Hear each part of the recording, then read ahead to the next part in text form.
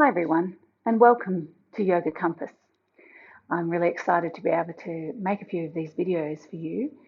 This first one is going to be about trying to make sure that you feel really comfortable about coming to yoga. I know many students who feel a little bit uncomfortable in their first few classes, especially when they've never done yoga before, or it's been a long time since they did yoga. Often we feel a little bit self-conscious because we may be in a room with other people and we may feel that everybody else seems to know what they're doing and we don't. And that's completely fair and absolutely completely natural. So hopefully this video will get you started in feeling a bit more confident about coming to yoga. I really encourage you to think about coming along. It's a fantastic way to build your strength, to build your flexibility, to build your balance, but most importantly, it's a great way to build your self-confidence and a great way to teach yourself how to be kind to yourself and how to actually think it's okay to actually spend a bit of time on you. And that's what yoga really is about. It's about improving the whole of us, not just our physical, but our mental well-being as well. So today we're going to talk about how to get up and down. Now that may seem a really straightforward and simple exercise, but for many of us who haven't done a lot of movement in quite a while, getting up and down, particularly all the way down to the mat and then all the way up again, can be pretty daunting.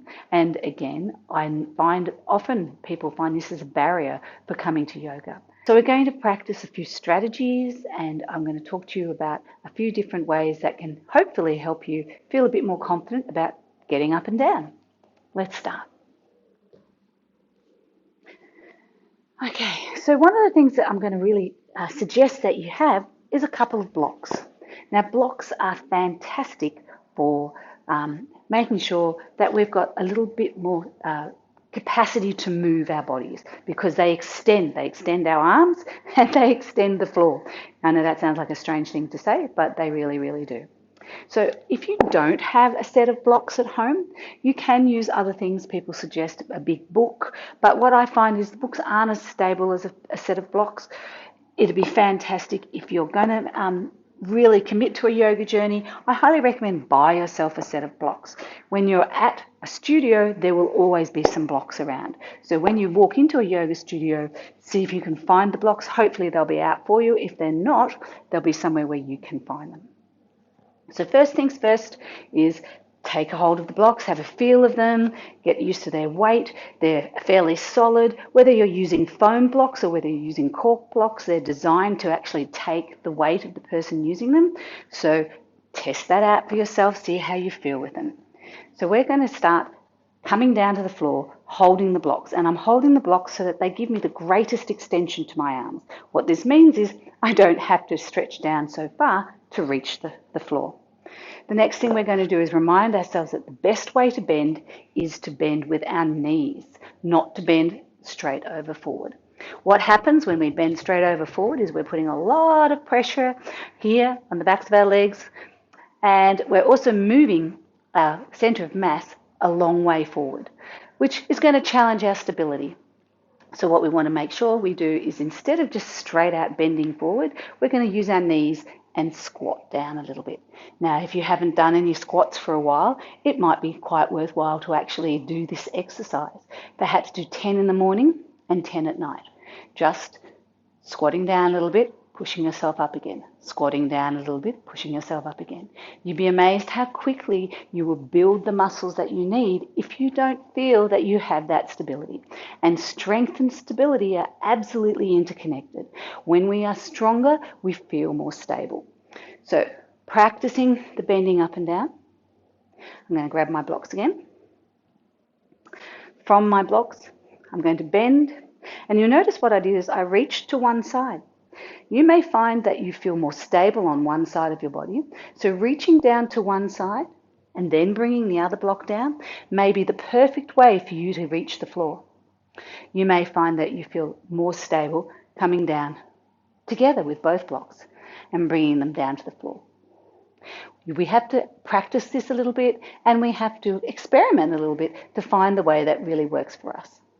Once we've reached this point where our blocks are solidly on the floor, then we can think about dropping to one knee. So we're going to drop one knee at a time by lifting and placing one knee down. Once we've got that first knee down, change the size of the block over and place your hand flat on it. You've still got that bit of height. This other one is still high, and then you can bring that other knee down. Once we're here, you can push yourself back onto your heels.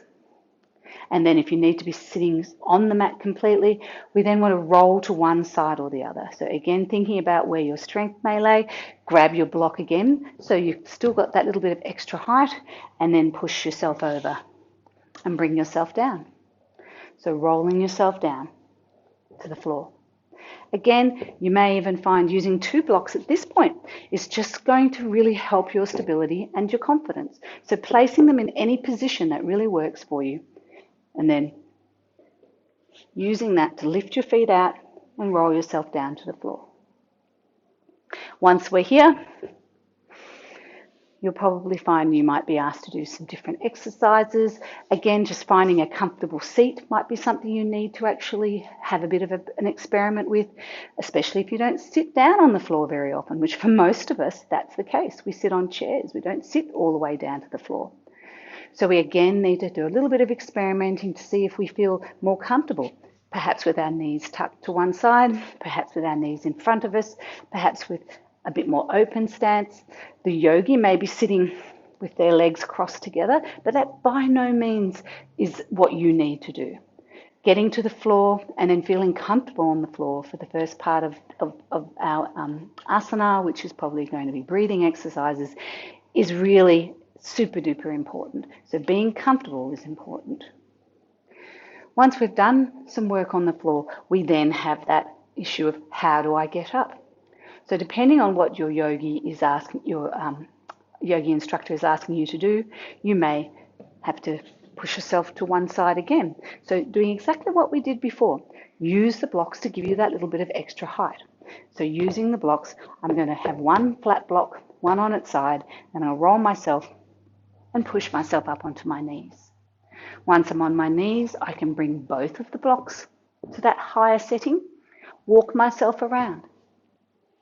And then again, bring one foot up, whichever feels the strongest and the I'm most confident with, and then pushing down into those blocks, bringing that other and coming back up to a standing. These blocks are here for you to use, to utilize, to help you feel more stable. So I highly recommend when you walk into your yoga studio for the first time, find those blocks, talk to your teacher, and be honest about some of your reticence, some of the things that are concerning you, because your teacher is there to help you find the best you can out of yoga.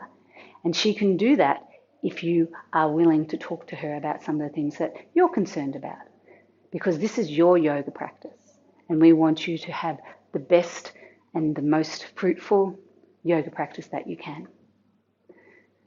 Thanks for listening to me today. Hopefully, I'll see you on the mat. Namaste.